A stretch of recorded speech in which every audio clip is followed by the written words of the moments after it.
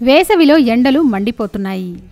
ఈ వేడి తాపాన్ని దాహాన్ని తీర్చడం కోసం నీరు ఎక్కువగా తీసుకోవడంతో పాటు పుచ్చకాయ, కర్బూజా వంటి నీటి శాతం ఎక్కువ గల పండ్లను తీసుకోవాలి.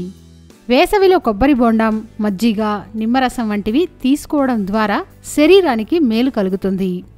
పండ్ల రసాల ద్వారా తీసుకోకుండా పండ్లను అలాగే తినడం మంచిది. తద్వారా పండ్ల మేలు రెట్టింపు అవుతుంది. వేసవిలో నీటితో పాటు నిమ్మరసంలో తేనె, పంచదార, చిటికెడు ఉప్పు కలిపి సేవిస్తే దాహం తీరుతుంది.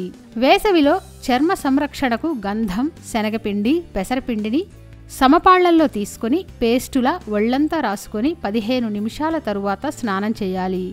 తద్వారా చర్మ రుగ్మతల నుంచి ఉపశమనం పొందవచ్చు. వేసవిలో తడి బట్టలను ధరించకూడదు. కాటన్ దుస్తుల్నే ధరించాలి. ఉదయం, సాయంత్రం 2 పూటలా స్నానం చేయాలి. వారంలో 2 రోజులు తలస్నానం చేయాలి. రోజు మార్చి రోజు రాత్రిపూట మెంతుల్ని నానబెట్టి ఉదయం పూట పేస్టులా చేసి తలకు పట్టించాలి. అరగంట తర్వాత తలస్నానం చెయ్యాలి. సలాడ్లలో ఉప్పు, మిరియాల పొడి చిటికెడు చేర్చుకోవచ్చు.